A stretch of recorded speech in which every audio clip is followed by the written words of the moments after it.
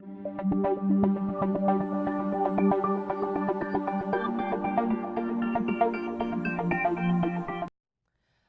so we're dealing with square roots, and we're doing this operation, and we want to make sure we understand when there's a negative involved. So let's start with the basics.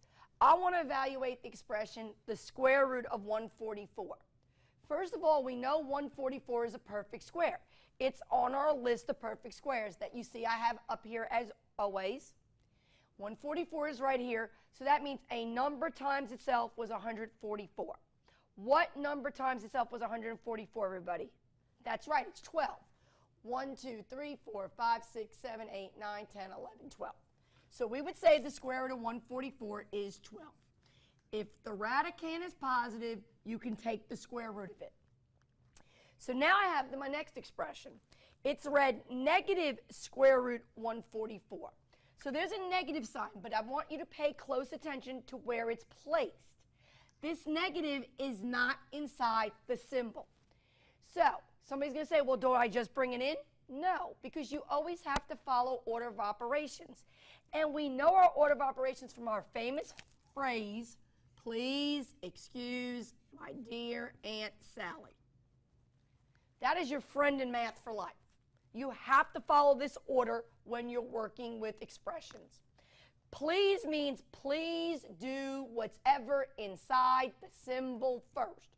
We have a symbol, we have something inside. We have to do that first. So we're not dealing with the negative yet.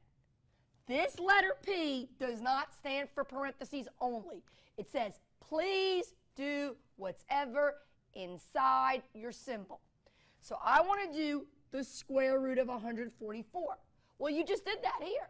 You just told me 144 is a perfect square, and the square root of 144 is 12. So we did what's inside the symbol. Now you're going to say, what about this negative? This negative in front of this symbol is like a negative in front of the letter X. It's like a negative in front of parentheses.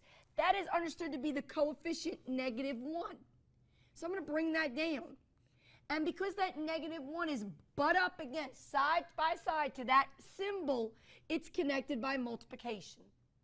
So we did the square root part of 144. We did what's inside the symbol first. We got 12.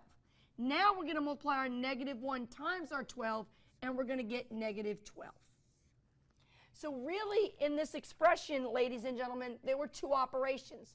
I was asking you to do a square root first, get that answer, and then multiply it to -1. Let's go to our last expression.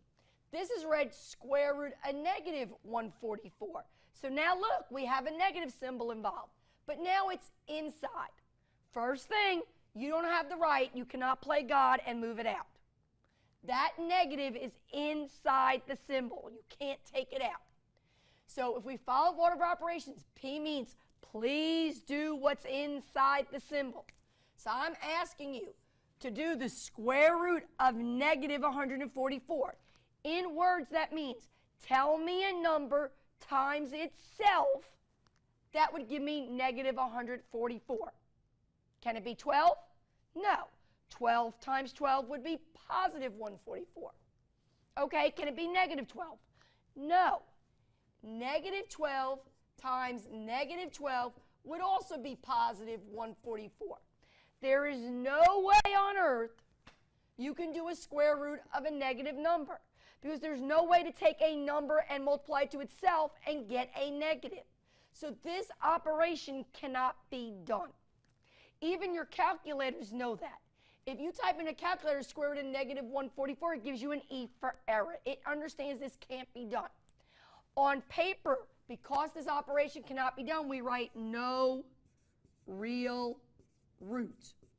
We use the word real to represent our numbers. Every number on the number line is real.